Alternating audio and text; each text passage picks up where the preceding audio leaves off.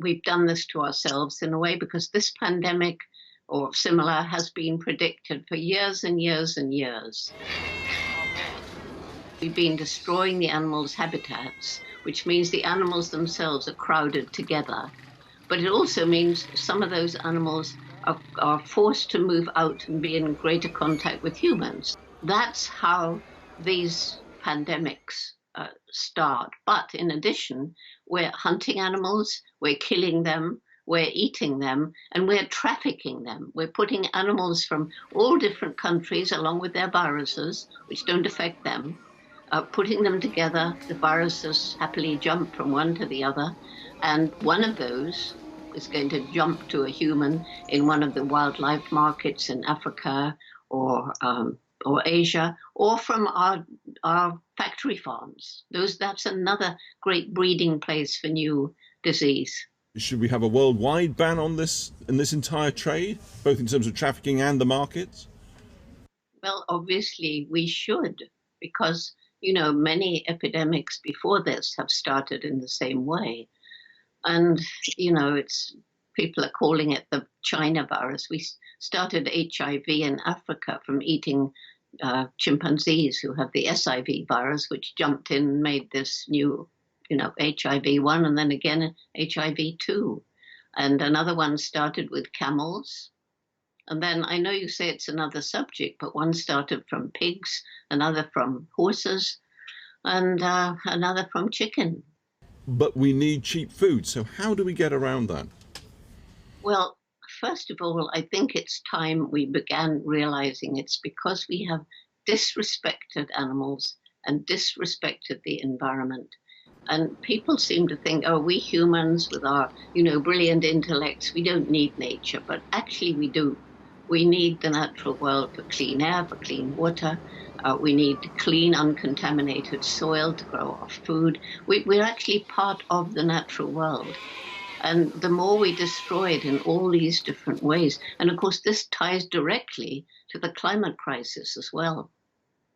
So people tend to forget the climate crisis because of the panic over, COVID-19, but it's our disrespect that's caused both. And yes, we need to close down the meat markets permanently and trading in wild animals for anything. When we give nature a little bit of a helping hand, rewilding projects and so forth, enormous things can happen, and very quickly.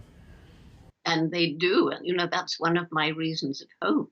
I go around talking about hope because if we lose hope, that's the end. Because if you don't have hope, well, why bother? And there must be millions of people who want to keep this status quo that's happened because of the lockdown, breathing clean air in Mumbai and in Beijing, looking up and seeing the stars twinkling in the night sky.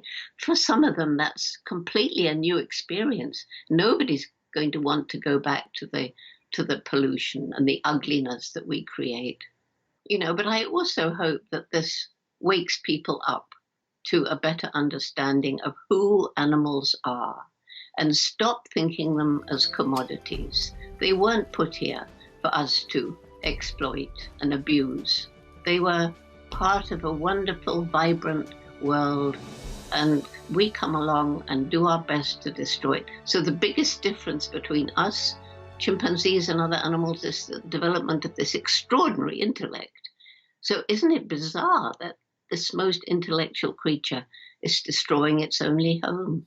Once we thought maybe Mars, we know that's not true. And yet our brains found a way of sending up a rocket to Mars with a little robot taking photographs. We know we can't live there, but we go on destroying this beautiful blue and green planet. And perhaps this is a wake-up call because of the economic effect that it's had. What do you say to critics who would say, well, there's us from a privileged, wealthy position in the West, preaching to people in West Africa who rely on things like bushmeat. These are poor people. People rely on the so-called wet markets where the food is cheap and not necessarily hygienic. Here we are in the West preaching for people who are poor to change their ways. What do you say to that?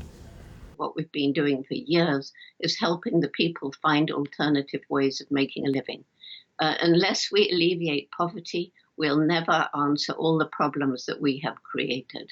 Unless we in the West reduce our unsustainable standard of living, which is just as important on a planet with growing human populations. Nature has finite natural resources. And in some places, we've used them up faster than nature can replenish them. So, I learned in the rainforest how interconnected everything is. And of course, we must not just leave the poor to starve because we tell them, no, you can't go and shoot a monkey and sell it. We just have to work with them, and we are doing in many parts of Africa. And let's talk about the encroachment, because we've talked about China, we've talked about West Africa and Bashir, but of course, wherever rainforests and rainforest species are threatened with human encroachment, there is potential for these pandemics. It could happen in Indonesia now with the forestry. It could happen, of course, in the Amazon basin, could it not? Absolutely. And, we have to, that's the whole thing about this interconnectivity of the planet. We can't just do a piece of it and expect everything will be fine because that works, without realizing that what we do here is impacting what happens over there. So yes, you're absolutely right. It could start in any of these countries where there are rainforests, or these wildlife markets, or this intensive farming, anywhere. So what must we therefore take from this extraordinary experience we've been through? What lessons and what must we change? Because a lot of people are saying, well, I can't wait to, quotes, get back to normal. Getting back to normal is possibly not where we want to return to. No, we need this to be a wake-up call that what used to be the normal way of conducting our lives and our businesses is actually destroying the future. And so if we just think about our children, maybe people don't care about wildlife, but surely people care about their children. And if you care about your children, then you want to rethink how we interact with animals, the environment, and each other. I fancy you've got a little private list. Let me into that secret. What 2 or 3 things concretely should we be doing after this coronavirus epidemic that we weren't doing before? What's your wish list? My wish list is, what I've been doing for years and years is helping young people understand what the problems are and what the solutions are. And once they understand the problems and we empower them to take action, they're actually making change themselves. They're having some amazing ideas. So, my biggest reason for hope is the youth.